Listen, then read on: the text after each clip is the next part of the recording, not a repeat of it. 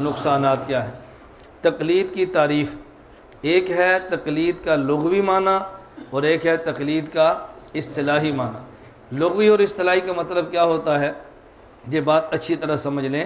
تقلید کا لغوی معنی اور تقلید کا اصطلاحی معنی، یہ لغوی اصطلاحی کیا ہوتا ہے یہ بات سمجھ لیں۔ کسی لفظ کا وہ معنی جو اہل زبان نے متعین کیا ہو، اس کو لغوی معنی کہتے ہیں۔ کسی لفظ کا وہ معنی جو اہل زبان نے متعین، اس کو لغوی معنی کہتے ہیں۔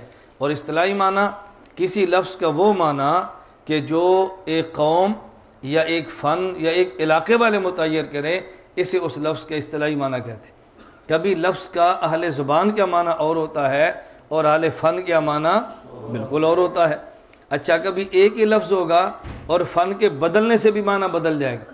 ایک فن میں جائیں گے تو اور معنی ہوگا اور دوسرے فن میں جائیں گے تو پھر دوسرا معنی ہوگا، بالکل معنی بدل جائے گا۔ میں اس کی ہر ایک کی مثال دیتا ہوں تاکہ بات سمجھ آئے۔ اب دیکھیں، جیسے ہمارے ایک لفظ ہے، آپ پڑھتے رہتے ہیں لفظ صلاۃ۔ اب صلاۃ کا لغوی معنی کیا ہے؟ تحریک الالیتین۔ یہ اس کا لغوی معنی ہے اپنے سرین اور چوتڑ کو حرکتیں دینا، حرکت کرنا، یہ نام ہے، یہ لغوی معنی ہے۔ لیکن شریعت میں اس کا معنی کیا ہے؟ اب شریعت میں صلاۃ کا معنی تحریک الالیتین، اگرچہ اصطلاحی معنی میں لغوی معنی آ جاتا ہے لیکن وہ معنی اصل نہیں ہوتا، شریعت کا جو معنی طے شدہ وہی ہوگا۔ اب صلاۃ کے اصطلاحی معنی کیا ہے؟ ارکان مخصوصہ مخصوص اوقات میں ادا کرنا، اس کا نام صلاۃ ہے۔ اذان کا لغوی معنی کیا ہے؟ الاعلام، اعلان کرنا، اور قرآن کریم میں فَأَذَّنَ مُؤَذِّنٌ ہے نا قرآن کریم میں۔ اب اس کا معنی یہ نہیں کہ اس نے اذان دی تھی، اس کا معنی اس نے اعلان کیا تھا، ایۃ العید۔ تو اصطلاحی معنی کیا ہے؟ مخصوص کلمات کو مخصوص اوقات میں ادا کرنا، اب یہ اذان کا اصطلاحی معنی ہے۔ الصوم کا لغوی معنی الامساک ساعتاً، تھوڑی دیر کے لیے رک جانا۔ اصطلاحی معنی شریعت نے صبح صادق سے لے کر غروب آفتاب تک کھانے پینے اور جماع سے رکنے کا نام ہے۔ حج کا لغوی معنی الحج هو القصد، یہ لغوی معنی ہے۔ اور اصطلاحی معنی مخصوص ارکان کو مخصوص اوقات میں ادا کرنا، اس کا نام حج ہے۔ تو لغوی معنی اور ہے، اصطلاحی شریعت میں اس کا معنی اور ہے۔ جہاد کا لغوی معنی من الجہد والمشقت، اور اصطلاحی معنی اللہ کے راستے میں اعلاء کلمت اللہ کے لیے دشمنان دین سے قتال کرنا۔ اب لغوی معنی اور ہے اور اس کا اصطلاحی معنی بالکل الگ ہے۔ میں ہی بتا رہا تھا کہ لفظ کا لغوی معنی کیا ہے اور لفظ کا اصطلاحی۔ اچھا، ایک لفظ کا لغوی معنی اور ہوتا ہے اور اہل فن کیا اس کا معنی اور ہوتا ہے۔ اور بالکل اسی طرح ایک لفظ کا ایک فن میں معنی اور ہوگا اور جب فن بدلے گا تو معنی بدل جائے گا۔ ایک فن میں اور معنی، دوسرے فن میں۔ مثلا کلمے کا معنی کیا ہے؟ الکلمۃ لفظ وضع لمعنی مفردن مفردن مفردن، کافیہ میں ایسے ہی پڑھتے ہیں نا کیا؟ الکلمۃ لفظ وضع لمعنی مفردن مفردن مفردن۔ اب ایک ہے یہ کلمے کا لغوی معنی ہے اور یہ کلمہ نا اللہ اکبر، یہ کلمے کا معنی ہے فن نحو کے اندر، لیکن جب فن بدلے گا تو کلمے کا معنی بالکل بدل جائے گا۔ میں اس کی مثال لوں گا تو آپ کو بات جلدی سمجھ آئے گی۔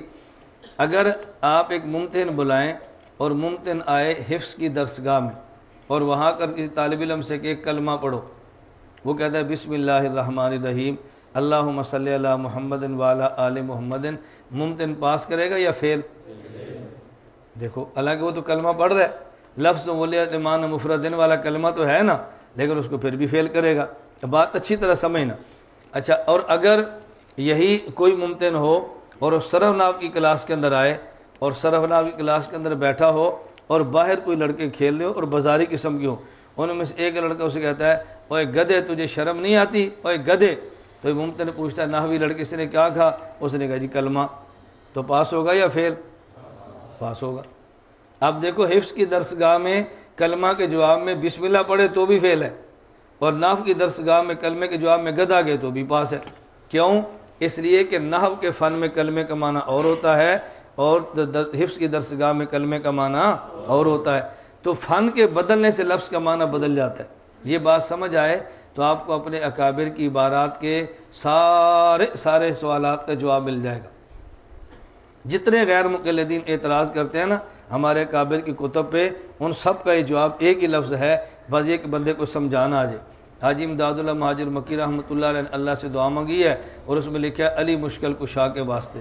اب دیکھو، علی کو مشکل کشا کہنا تو شرک ہے، اور اس میں کیا ہوتا ہے، ہمارا وہ طبقہ جو غیر مقلدیت سے متاثر ہے اور مماتیت زدہ ہے، وہ بھی ادھر دوڑنا شروع کر دیتے ہیں کہ دیکھو جی مشکل کشا حاجی امداد المہاجر مکی نے کہہ دیا، یہ کیسے مباحد ہے؟ اس کا معنی یہ ہے حضرت مولانا گنگوہی، حضرت حکیم الامت تھانوی، حضرت مولانا قاسم نانوتوی رحمۃ اللہ علیہم، کیا یہ چھوٹے درجے کے لوگ تھے جو حضرت کو سمجھ نہیں سکے؟